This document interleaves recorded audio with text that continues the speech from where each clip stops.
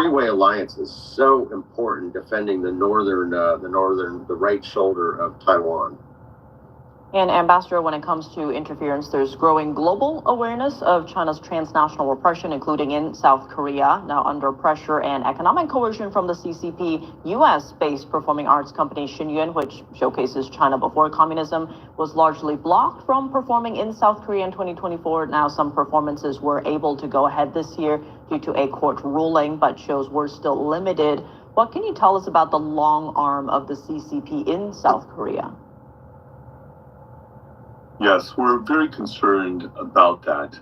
We had a past instance under the presidency of Moon Jae-in where that anti-missile deployments were halted, and there were many informal economic sanctions applied to South Korea due to the installation of the initial battery along these lines. And so there are also reports based on an agreement that President Moon had done of CCP infiltration into the South Korean police force, and for these police to act more like a paramilitary type force. And so there are profound concerns. There has also been a flooding of those that the CCP is sending to South Korea. And given the civil-military fusion that is the norm of the CCP, that is of profound concern as well. And in terms of basic liberties and freedoms and rights that should be there in a properly functioning democracy, constitutional democracy, there are tremendous concerns about that moving forward in terms of free expression, religious liberty, freedom of speech, freedom of the press.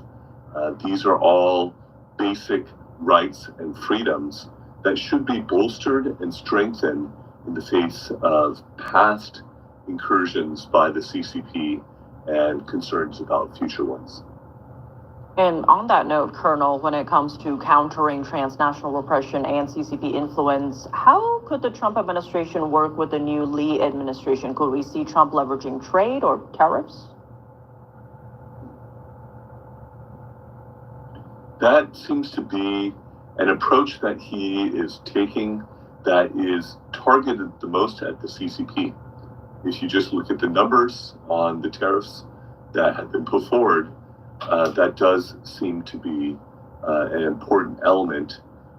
There also has been a movement prior to the election with respect to the economic cooperation between the U.S. and South Korea. We would like to see that things continue to move in that direction. But yes, tariffs are a tool that President Trump is using, and the central country and central party that these are being directed towards is the CCP. And so it would not surprise me to see that approach continue. And Colonel Mills, your thoughts on all of that? Well, there's a lot of tools in the toolkit from the American side to work with South Korea, even if President Lee is in his heart of hearts not liking of the ROC alliance, the U.S. ROC alliance. There's a lot of tools in the toolkit to really encourage that. And and even things like instead of, for the time being, instead of discussing shrinking the U.S. alliance, where the U.S. can make a proposal to increase presence here in light of regional tensions in the Western Pacific, which would, in many ways, kind of throw President Lee off his footing and his agenda in his heart of hearts. And again, the South Korean people are extremely pro-U.S. Again, it's a little hard to explain a little bit that difference between being pro-U.S. and yet Lee is the president right now. But again, properly done, we have a vast array can use to increase and strengthen the ROC-U.S. alliance. Colonel John Mills, Ambassador Morris Tan, thank you both so much for joining us. Thank you for having us. Thank you, Tiffany.